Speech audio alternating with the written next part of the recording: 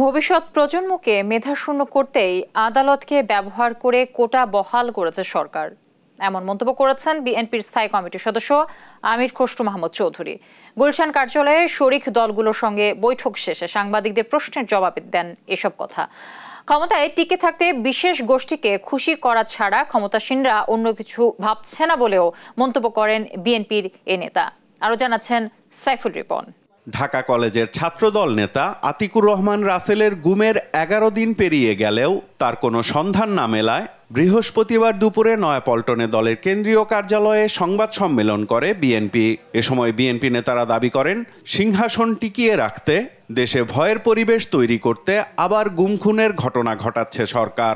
গুমের যেটি কালচার তারা চালু করেছিল সেটি মনে হচ্ছে তারা শুরু করেছে।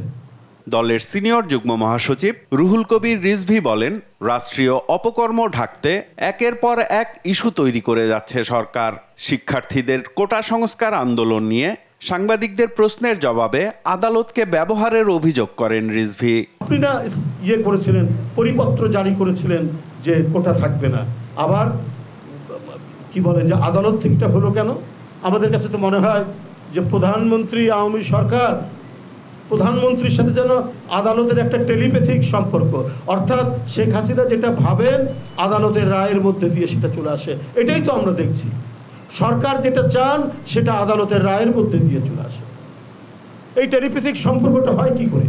এদিকে গুলশানে বিএনপি চেয়ারপারসনের রাজনৈতিক কার্যালয়ে যুগপৎ আন্দোলনের শরিক দল গণতান্ত্রিক বাম ঐক্য, এনডিএম ও গণফোরামের একাংশের সাথে বৈঠক করে কোটা সংস্কার আন্দোলন নিয়ে সাংবাদিকদের করা প্রশ্নের জবাব দেন বিএনপির স্থায়ী কমিটির সদস্য আমির খসরু মাহমুদ চৌধুরী। মেধাবী লোকজন যদি তাদের স্থান না পায় দেশ গঠনে, দেশ পরিচালনায়, দেশের উন্নয়নে, সেই দেশটা সামনের দিকে এগিয়ে যেতে পারে না। এখানে কে মদত দিচ্ছে, কে মদত দিচ্ছে না, এসব কথা বলে তো পার হওয়ার কোনো সুযোগ নাই। কথা হচ্ছে তাদের আন্দোলনে মেরিট আছে কিনা, তাদের আন্দোলন যুক্তিযুক্ত কিনা, তাদের আন্দোলন সাংবিধানিক কিনা, তাদের আন্দোলন গণতান্ত্রিক কিনা, এই প্রশ্নগুলো বিবেচনা না করে কে মদত দিচ্ছে এই সমস্ত কথা বলে পার পাওয়ার কোনো সুযোগ নাই। এগুলো অনেক হয়েছে দেশে, দেশের মানুষ তাদের কথা কেউ বিশ্বাস করে না।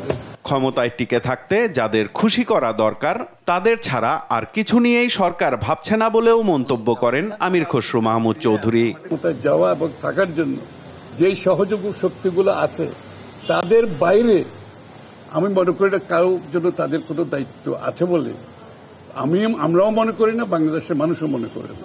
সাইফুল রিপন, দেশ টিভি, ঢাকা।